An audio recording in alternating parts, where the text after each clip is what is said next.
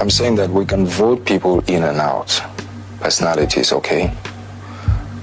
But my dear, what we need to do in this country is to establish a situation where even if it was the devil who should come and sit on top of us in Ghana, by virtue of certain procedures, certain practices, the devil cannot get away with doing whatever he wants. He would necessarily have to do what the people expect of him.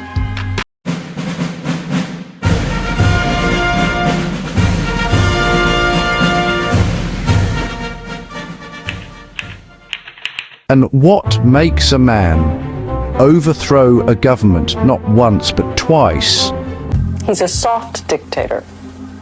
A dictator, but a soft dictator. Fair? If I were, I wouldn't be as frustrated as I am. And then go on to become one of the most powerful and controversial leaders in African history. This is the story of Jerry John Rawlings, the soldier who became president, the revolutionary who reshaped a nation, and the man who divided opinions across Ghana. What makes a man overthrow a government? Not once, but twice. Jerry John Rawlings was born in 1947 in Accra. His background was unique: a Ghanaian mother and a Scottish father. Growing up, Rawlings was known for discipline, confidence, and strong opinions. He joined the Ghana Air Force and quickly rose through the ranks.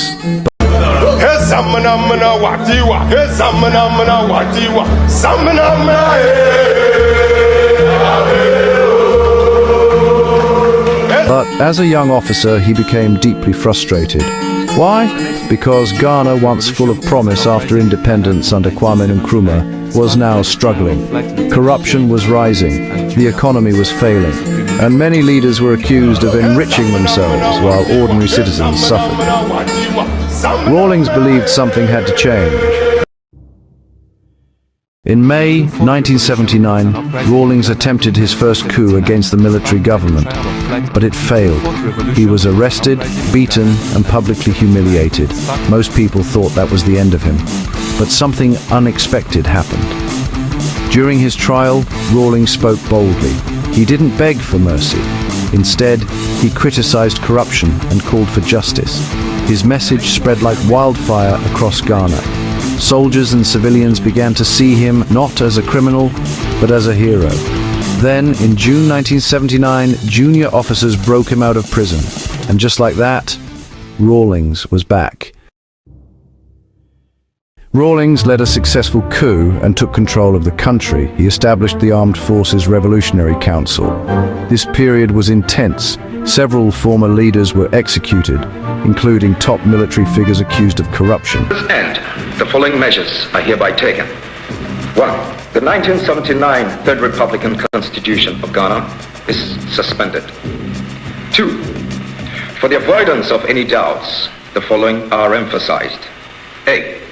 The President, the Vice President, and all ministers and their deputies are dismissed from office. B. Parliament is dissolved. C. The Council of State is abolished. D. All political parties are proscribed. It is therefore illegal for any person or persons to belong to or operate under any party. Rawlings said it was necessary to clean the system, but not everyone agreed. To some, he was a hero bringing justice.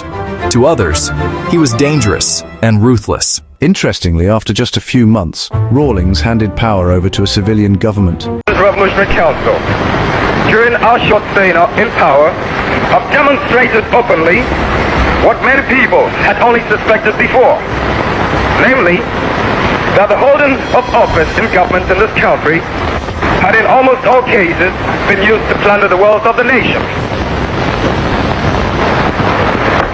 Ghana is looking up to you. Thank you.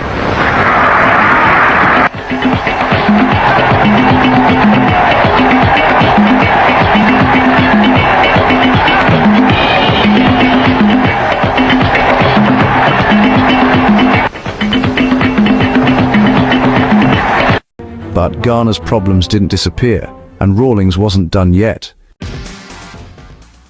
By 1981, Ghana was still facing economic hardship, political instability, and public frustration. Rawlings stepped in again. This time, he overthrew the civilian government of President Hiller Lyman.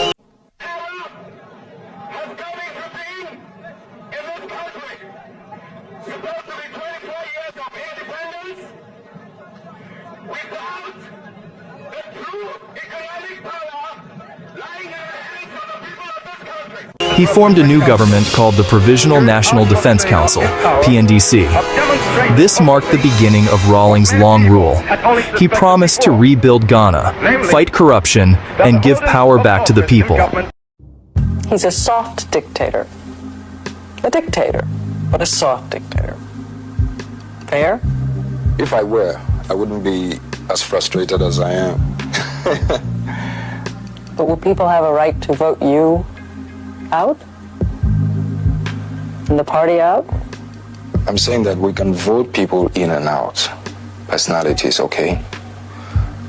But my dear, what we need to do in this country is to establish a situation where even if it was the devil who should come and sit on top of us in Ghana, by virtue of certain procedures, certain practices, the devil cannot get away with doing whatever he wants. He would necessarily have to do what the people expect of him. I don't know if you appreciate what I'm talking about. So that Rawlings being here or out is not really important. The early years were tough. Ghana's economy was collapsing.